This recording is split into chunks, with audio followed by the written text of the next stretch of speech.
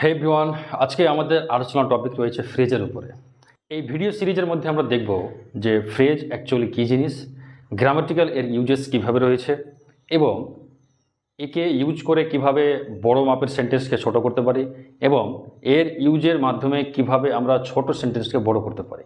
তো আজকে বেসিক্যালি আমরা শিখব যে ফ্রেজকে কিভাবে চিনব আমরা।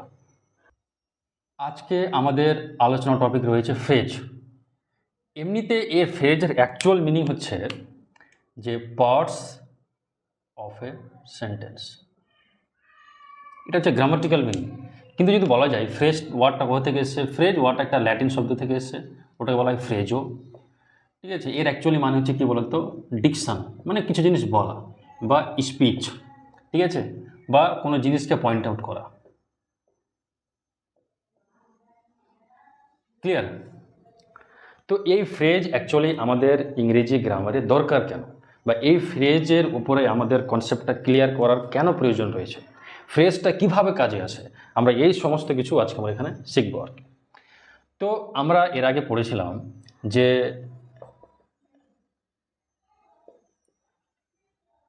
অ্যালফাবেট থেকে আমরা লেটার পাই, লেটারের সঙ্গে লেটার যুক্ত করে আমরা ওয়ার্ডে পরিণত করি, আর আমরা কি বলেছিলাম যে ওয়ার্ডের সঙ্গে ওয়ার্ড যুক্ত করে আমরা কিসে পরিণত করি, সেন্টেন্সে। ঠিক আছে, আমরা এইভাবে তো পড়ে এসেছিলাম, কিন্তু আমরা একটা জিনিস এখান থেকে জাম্প করে গেছি, এই ওয়ার্ড থেকে সরাসরি সেন্টেন্স আসা উচিত হয়নি।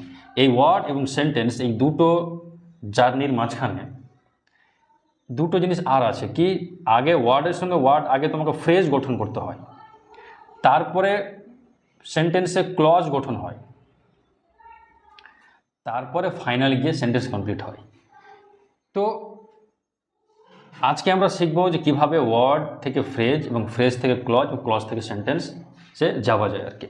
অ্যাকচুয়ালি কী হয়, শুধুমাত্র ওয়ার্ড দিয়েও বাক্য গঠন হয় এবং ওয়ার্ডের সঙ্গে ওয়ার্ড যুক্ত করে ফ্রেজ দিয়েও বাক্য গঠন হয়। ঠিক আছে, তো ওই জন্য আমরা সুবিধার্থে ছোটোবেলায় আমরা কী পড়েছিলাম যে কতগুলি শব্দ পাশাপাশি বসে একটা মনে ভাব ক্লিয়ার করলেই ওটাকে আমরা সেন্টেন্স বলে দিয়েছিলাম সরাসরি। কিন্তু আমাকে ফ্রেজ এবং ক্লজের কনসেপ্টটাকে ক্লিয়ার করতে গেলে আমাদের এটুকু ক্লিয়ারেন্স রাখতে হবে যে ওয়ার্ড থেকে সরাসরি সেন্টেন্স যাব না, আমরা ওয়ার্ড থেকে আগে ফ্রেজে যাব, ফ্রেজ থেকে ক্লজ যাব, ক্লজ থেকে একটা সেন্টেন্স কমপ্লিট করব। তো বিষয়টা হচ্ছে তাহলে ফ্রেজ কী জিনিস, আমরা তো ওয়ার্ড শিখেছি যে অ্যালফাবেট থেকে কী হয়, লেটারের সঙ্গে যদি আমরা লেটার যুক্ত করি আর একটা মিনিংফুল কোঅর্ডিনেশন যখন তৈরি হয় তখন ওটাকে আমরা কি বলি, ওয়ার্ড বলি, তাই না? আবার যদি আমি বলি যে ওয়ার্ডের সঙ্গে যখনই আমি ওয়ার্ড যুক্ত করব, এই ওয়ার্ডের সঙ্গে ওয়ার্ড যুক্ত করে আমাকে কী নিয়ে আসতে হয়, আমাকে ফ্রেজ নিয়ে আসতে হয়। তো ফ্রেজ গঠন করার মেইনলি দুটো শর্ত কি, ওকে কি করতে হবে, ওকে একটা থেকে অধিক ওয়ার্ড থাকতে হবে, মোর দ্যান ওয়ান ওয়ার্ড, একের থেকে অধিক ওয়ার্ড থাকতে হবে। আর দুই নম্বর, এই যে মোর দ্যান ওয়ান ওয়ার্ড আছে, এই মোর দ্যান ওয়ান ওয়ার্ড কোনো না কোনো পার্টস অফ স্পিচ, যেমন কোনো না কোনো, আমি বাংলাতেও লিখছি, কোনো না কোনো পার্টস অফ স্পিচ যে আমাদের কাছে 8টা রয়েছে, তো কোনো না কোনো পার্টস অফ স্পিচকে ও কী করবে, নির্দেশ করবে, নির্দেশ দিবে নয়, নির্দেশ করবে। ঠিক আছে, এখানে মডিফিকেশনের কথা বলা হচ্ছে। সাপোজ আমি তোমাকে উদাহরণ যদি দিতে চাই, আমি তো বলতে দেখো আমি এখানে লিখলাম বার্ড, বার্ড মানে কি, পাখি। তো আমি একে একটু আর মডিফিকেশন করলাম কি, আমি লিখলাম এ বার্ড, তাহলে এটা হয়ে গেল একটি পাখি। তো এখানে কটা ওয়ার্ড আছে দেখো তো, একটা ওয়ার্ড, দুটো ওয়ার্ড, তার মানে এটা হয়ে গেল ফ্রেজ। সে পরের গল্প করব আমরা, যেটা নাউন ফ্রেজ আছে সে তো পরে আলোচনা করব, আগে ফ্রেজ দেখো যে ফ্রেজ অ্যাকচুয়ালি কোনটা জিনিসকে আমরা ফ্রেজ বলছি। আচ্ছা, ইন একটা প্রিপোজিশন ওয়ার্ড, কিন্তু আমি কিলাম ইন ফ্রন্ট অফ, দেখো তো আমি কটা ওয়ার্ড নিয়েছি এখানে, এখানে 1 2 3, এই 3টা ওয়ার্ড বলে আমি একটা মানে বলার চেষ্টা করছি, 3টা ওয়ার্ড বলে যখন একটা মানে চেষ্টা করলাম, আমি কি বললাম, আমি কি বলেছি, মোর দ্যান ওয়ান ওয়ার্ড, তো দুটো ওয়ার্ড, এখানে 3টা ওয়ার্ড, 4টা ওয়ার্ড, 5টা ওয়ার্ড, যটা ওয়ার্ড থাকতে পারে, কিন্তু মোর দ্যান ওয়ান ওয়ার্ড থাকতে হবে। এখানে 3টা ওয়ার্ড আছে, তখন এটা ফ্রেজ আছে।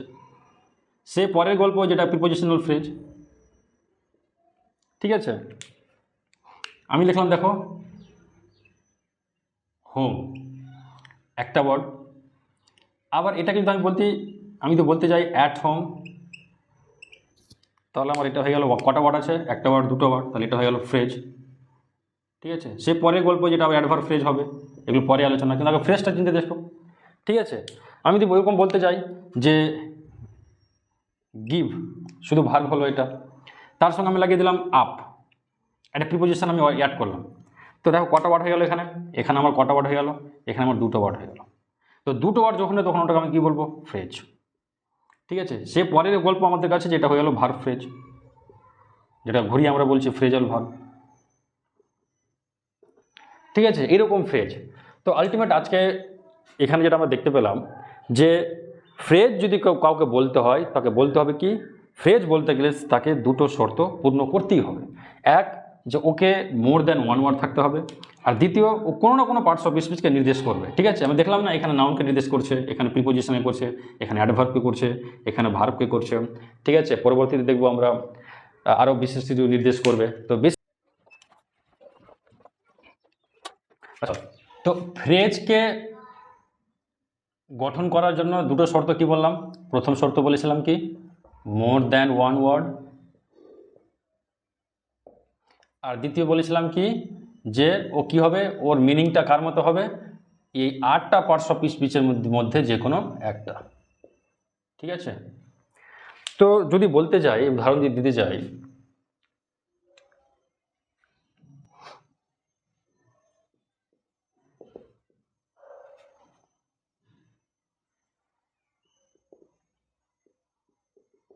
আমি একটা সেন্টেন্সের উদাহরণ দিয়েছি, দেখো তো এই সেন্টেন্সের মধ্যে আমি তো বলতে যাই যে মোর দ্যান ওয়ান ওয়ার্ড হতে হবে। তো সাপোজ ধরো আমি তোমাকে বলি যে, আমি বললাম এই যে এইটুকু ধরলাম, এটা তো মোর দ্যান ওয়ান ওয়ার্ড, তাহলে এটা কি ফ্রেজ বলবো? আচ্ছা, আমি তো বলতে যাই দেখো এটাও মোর দ্যান ওয়ান ওয়ার্ড, তাহলে এটা কি ফ্রেজ বলবো? আর বিষয়টা দেখো এটাও একটা কি মোর দ্যান ওয়ান ওয়ার্ড, তাহলে এটাও কি ফ্রেজ বলবো? কি মনে হয়? তো আমি বলেছিলাম মোর দ্যান ওয়ান ওয়ার্ড তো থাকতেই হবে, কথা ঠিকই, কিন্তু এই যে সেকেন্ড পার্টটা আছে, এই কোনো না কোনো পার্টস অফ স্পিচকে নির্দেশ করবে, এটাও কিন্তু কম্পালসারি। তুমি ভেবে দেখো তো, সঞ্জয় ক্যান, দেখো এইটুকু অংশ কোনো কোনো পার্টস অফ স্পিচকে নির্দেশ করছে কি, মানে সাপোজ ধরুন হচ্ছে কি, noun, pronoun, adjective, verb, adverb, preposition, conjunction, interjection. এখানে দেখো তো নাউন বেসিক্যালি কি বুঝি, যে কোনো কিছু নাম বুঝাবে, তার মানে মোর দ্যান ওয়ার্ড নাউন বুঝাতে হবে। প্রোনাউন অ্যাকচুয়ালি কী বুঝি, নাউনের পরিবর্তে ইউজ হয়, তো এমন মোর দ্যান ওয়ান ওয়ার্ড যে প্রোনাউন বুঝাবে, তারপরেই ফ্রেজ ধরতে পারবো। অ্যাডজেক্টিভ কী বুঝি, যে অ্যাডজেক্টিভ সবসময় নাউন সম্পর্কে বলে, তার মানে মোর দ্যান ওয়ান ওয়ার্ড তোমাকে নাউন সম্পর্কে বলতে হবে, তাহলে ওটা ফ্রেজ ধরবো। ভার্ব কি, কোনো কিছু কাজ করা বোঝায়, তো মোর দ্যান ওয়ান ওয়ার্ড কোনো কিছু কাজ করা বোঝাতে হবে। ঠিক আছে, এরকম প্রত্যেকটা পার্টস অফ স্পিচকে কী করতে হবে, নির্দেশ করতে হবে, না হলে কিন্তু ওটা আমরা ফ্রেজ হিসাবে গণ্য করতে পারবো না। তো এখানে তো শুধুমাত্র এটাকে আমরা সাবজেক্ট হিসাবে পেলাম, আর একে আমি ভার্ব হিসাবে পাচ্ছি, তাই না? এই সাবজেক্ট ভার্ব কম্বিনেশন কোনো দিনই তোমার এই কোনো পার্টস অফ স্পিচকে নির্দেশ করতে পারে না, অতএব এটাকে আমরা ফ্রেজ বলবো না। তাহলে বাঁচলো কি, দেখো ক্যান সিং, দেখো এই দুটো ওয়ার্ড যদি দিতে চাই তাহলে কি, দেখো তো ক্যান সিং, তাহলে কি কী আসলো এখানে, ক্যান প্লাস সিং। ঠিক আছে, তো এটা আমি এখানে দেখতে পাচ্ছি, এটা আমার কাছে অক্সিলারি ভার্ব, এটা আমাদের কাছে অ্যাকশন ভার্ব, তাই না? এবার কী হয় বলো তো, যে এই দুটো মিলে কিন্তু আমাকে একটা কিন্তু কাজ নির্দেশ করছে, এই দুটো মিলে কিন্তু আমাকে একটা কাজ নির্দেশ করছে, আর কাজ নির্দেশ করলে ওটা কী হয়ে যায়, ভার্ব হয়ে যায় না? তো দুটো ওয়ার্ড আছে, কোনো পার্টস অফ স্পিচ নির্দেশ করছে ভার্ব করছে, তাহলে একে আমরা কিন্তু ফ্রেজ বলবো। আর যেহেতু ভার্বকে নির্দেশ করছে, তাহলে এটা হয়ে গেল আমার কি, ভার্ব ফ্রেজ। ক্লিয়ার? এবার তারপরে আসা দরকার, আমি তো এই দুটাকে নিই, সিং প্লাস ওয়েল, আমি এবারে নিলাম সিং নিলাম প্লাস ওয়েল নিলাম। এখানে দেখো এটা তোমার হয়ে গেল অ্যাকশন ভার্ব, এটা আমার এখানে অ্যাডভার্ব হিসাবে আছে। তো অ্যাকশন ভার্ব অ্যাডভার্ব এরা কি, এরা মিলে কিন্তু কোনো ফ্রেজ গঠন করতে পারছে না। কেন? যে এ কোনো পার্টস অফ স্পিচকে নির্দেশ করতে পারছে না। যদি ওয়ার্ড হিসাবে নিই তাহলে এ অ্যাকচুয়ালি ভার্ব হয়ে গেল, এ অ্যাকচুয়ালি অ্যাডভার্ব হয়ে গেল, সিঙ্গেল ওয়ার্ড হিসাবে নিই তো তাহলে তো ওটা ওয়ার্ড হয়ে গেল। কিন্তু যখনই ফ্রেজ করতে যাব, তো ফ্রেজগুলো দুটো লাগবে আমাকে, যখনই দুটোকে একসঙ্গে নিচ্ছি তখন কিন্তু এদের মধ্যে কোনোটাকে ওই নির্দেশ করতে পারছে না, অতএব এও ফ্রেজ হবে না। তার মানে আলটিমেট আমরা কী শিখলাম বলো তো, আলটিমেট শিখলাম যে কোনো বাক্যে তোমাকে মোর দ্যান ওয়ান ওয়ার্ডটা খুঁজতে হবে, মোর দ্যান ওয়ান ওয়ার্ডটাকে নিতে হবে। মোর দ্যান ওয়ান ওয়ার্ড কিন্তু দ্বিতীয় শর্তে কি, যে ও কোনো পার্টস অফ স্পিচের মিনিংটাকে ক্লিয়ার করবে, মিনিংটাকে নির্দেশ করবে, না হলে কিন্তু ও ফ্রেজ বলে গণ্য হবে না। তাহলে তো প্রত্যেকটা ওয়ার্ডের মানে জানতে হচ্ছে এবং ওয়ার্ড হিসাবে প্রত্যেকটা পার্টস অফ স্পিচের জিনিসগুলো ক্লিয়ার রাখতে হচ্ছে, তাই না? তো তুমি বলো স্যার ওই হিসাবে তো যদি ওয়ার্ডের ক্লিয়ার মিনিং না জানা থাকলে তো মনে হয় আমরা বের করতে পারবো না। কথা ঠিকই, প্রত্যেকটা ওয়ার্ডের মিনিং থাকাটা, মিনিং জানাটা মানে আবশ্যিক, কিন্তু এখানে বলা হয় যে আরও সুবিধার্থে তোমাকে তো বলে দিই, তো ভেবে নিতে হবে যদি আমাকে ফ্রেজ খুঁজতে হয় তো কীভাবে খুঁজবে জানো, যে আমাদের সেন্টেন্স কীভাবে গঠন হয়, সাবজেক্ট ভার্ব অবজেক্ট, বাক্য কীভাবে গঠন হয়, তাই না? তো তোমার কী করতে হবে বলো তো, প্রথমেই সেন্টেন্সটাকে দেখে এই 3টা সেগমেন্টে ভাগ করে দিতে হবে, ভাগ করতেই হবে। ভাগ যখন করবা তখন তোমার কাছে ফ্রেজ ধরাটা সুবিধা হয়ে যাবে। তার মানে ক্লিয়ার? তার মানে এখন ফাইনালি যদি আমি বলতে চাই তোমাকে যে যদি কোনো সেন্টেন্সে ফ্রেজকে চিনতে হয় তাহলে প্রথম তোমার কাজ কি, প্রথম তোমার কাজ হচ্ছে যে ওই সেন্টেন্সকে এই স্ট্রাকচারে ভেঙে দেওয়া। এবার কি জানো, ফ্রেজ যে কোনো একটাতে থাকবে, সাবজেক্টের জায়গায় ফ্রেজ থাকবে, নাহলে ভার্বের জায়গায় ফ্রেজ থাকবে, নাহলে অবজেক্টের জায়গায়, যে কোনো একটা মানে এই পার্টে থাকবে। ফ্রেজ সাবজেক্টে আছে, মানে সাবজেক্ট আর ভার্ব মিলে কিন্তু ফ্রেজ হবে না, ঠিক আছে? আমি এটা বলতে চাইছি, ভার্ব আর অবজেক্ট মিলে কোনোদিন ফ্রেজ হবে না, ঠিক আছে? সাবজেক্ট আর ভার্ব মিলে অন্য কিছু হবে, যেমন ক্লজ, সেটা পরে আলোচনা করব। কিন্তু আমি তোমাকে কি বললাম যে ফ্রেজকে যদি আমাকে চিনতে হয় তো ফ্রেজ চেনার সব থেকে বড় হাতিয়ার কি, যে সেন্টেন্সটাকে নিয়ে তুমি আগে 3টা সেগমেন্টে ভাগ করো, ঠিক আছে? যখনই 3টা সেগমেন্টে ভাগ করে দিব, তুমি যদি লক্ষ্য করো যে সাবজেক্টে কি আছে, সাবজেক্টে 2টি অথবা তার থেকে বেশি ওয়ার্ড আছে, তার মানে সাবজেক্টে ফ্রেজ আছে। ভার্বের সেগমেন্টে যদি দেখতে পাই যে 2টি বা তার থেকে বেশি ওয়ার্ড আছে, তার মানে ভার্বে ফ্রেজ আছে। আর যদি অবজেক্টে দেখতে পাই যে 2টি বা তার বেশি মানে ওয়ার্ড আছে, তখন অবজেক্টেও ফ্রেজ আছে। চলো উদাহরণের মাধ্যমে আমরা শিখি।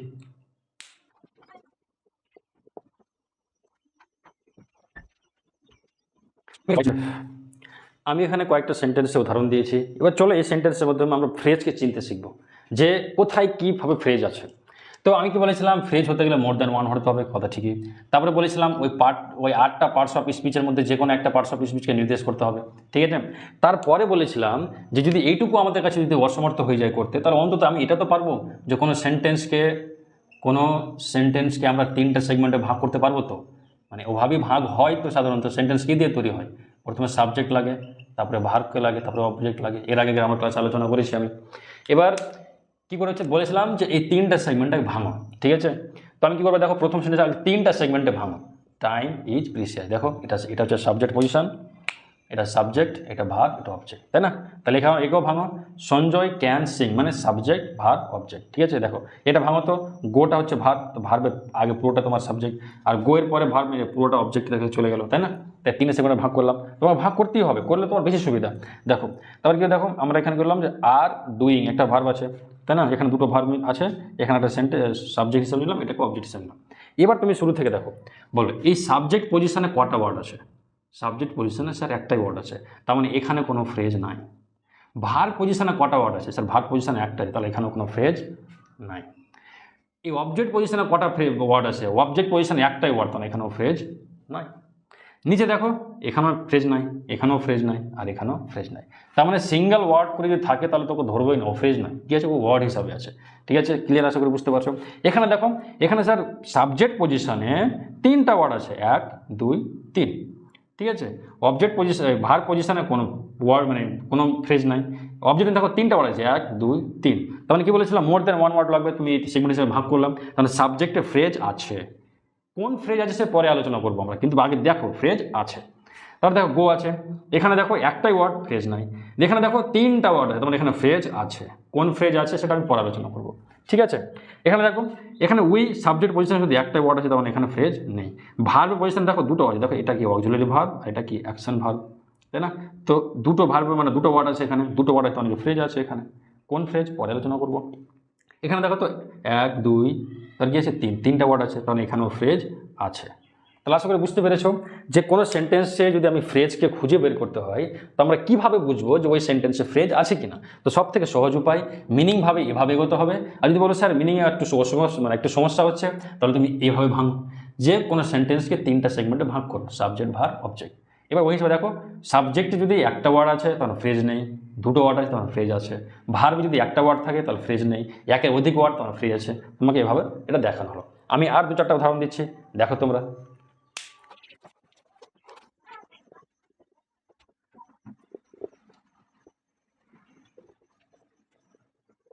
তোমাদের সামনে 4টা আবার সেন্টেন্স লিখেছি, এই 4টা সেন্টেন্সের মধ্যে এবার ফ্রেজকে খুঁজে বার করো যে ফ্রেজ কোথায় আছে কোথায় নেই।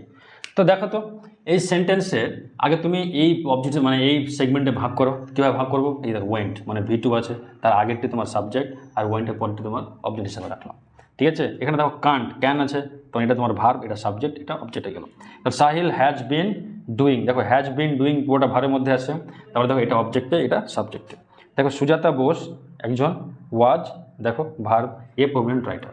এবার তুমি ভেবে বলো তো যে এখানে কোথায় ফ্রেজ আছে কোথায় নাই। দেখো সাবজেক্ট পজিশনে দেখো 1 2 3 4 চারটা ওয়ার্ড আছে, তার মানে ভাবো মোর দ্যান ওয়ান ওয়ার্ড হলো কিনা, তাহলে এখানে ফ্রেজ আছে। কোন ফ্রেজ আছে ওটা নিয়ে পড়ালোচনা করছি। তারপরে দেখো ওয়েন্ট, দেখো একটাই ওয়ার্ড আছে, তার মানে কি এখানে ফ্রেজ নেই। ভার্বের পজিশনে একটাই ওয়ার্ড, তখন ফ্রেজ নেই। তারপর দেখো এটা দেখো অবজেক্ট পজিশনে দেখো দুটো ওয়ার্ড আছে, তাহলে এখানে ফ্রেজ বর্তমান আছে।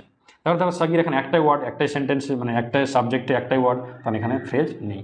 এখানেও ফ্রেজ নেই, তাহলে এখানেও ফ্রেজ নেই, একটা একটা করে ওয়ার্ড আছে তাই। তারপর দেখো এখানে সাহিল, এখানে ফ্রেজ নেই। হ্যাজ বিন ডুইং, তিনটা ভার্ব আছে, দেখো এটা তোমার হ্যাজ ভার্ব আছে, মানে এটাকে বলা অ্যাকচুয়ালি অক্সিলারি ভার্ব আছে, এটাও অক্সিলারি ভার্ব আছে, তাই না? আর এটা কি আছে, এটা কিন্তু অ্যাকশন ভার্ব। দেখো তিনটা আছে, ভার্বের পজিশনে তিনটা ওয়ার্ড, তার মানে কি এখানে কি আছে, এখানে ফ্রেজ আছে। হিজ মিস্টেক, দেখো দুটো ওয়ার্ড আছে, তার মানে এখানেও কি আছে, ফ্রেজ আছে। দেখো সুজাতা বোস, তুমি বলে স্যার এটা তো একটা ওয়ার্ড, এটা দুটো ওয়ার্ড, তাহলে এখানে না না না, এটা তো একটা টাইটেল, তাই না? এটা বোস বলতে কাকে বলছি আমি একেই বলছি, এ দুজন মিলে কিন্তু একটা লোক, ঠিক আছে, এটা টাইটেল ওয়ার্ড, ওই জন্য এখানে ফ্রেজ নেই। তাহলে এখানে ভার্বেও ফ্রেজ নেই। তাহলে দেখো 1 2 3 তিনটা ওয়ার্ড আছে, তাহলে এখানে ফ্রেজ আছে। ঠিক আছে, তাহলে আশা করি বুঝতে পেরেছো যে আমরা একটা সেন্টেন্সে কীভাবে ফ্রেজকে ফিগার আউট করব। আমি শুধু ফ্রেজকে এখানে চিনতে শিখলাম। এর পরবর্তী ভিডিওতে আমরা শিখব যে ফ্রেজ কয় প্রকার এবং প্রত্যেকটা প্রকারের ডিটেলস নিয়ে আলোচনা, কোথায় কোন ফ্রেজকে খুঁজে পাওয়া যায় এবং ফ্রেজকে ব্যবহার করে কিভাবে আমরা সিম্পল সেন্টেন্সে গঠন করব, জয়নিংও আমরা এখানে অল্প করে শিখে নেব। আশা করি ভিডিওটা ভালো লেগেছে। ভিডিওটা ভালো লাগলে অবশ্যই তোমরা তোমার বন্ধুদের সঙ্গে এটা শেয়ার করো এবং কোনো কিছু যদি কোয়ারি থাকে, জানার কোনো ইচ্ছা থাকলে কমেন্ট সেকশন অবশ্যই জানাবে।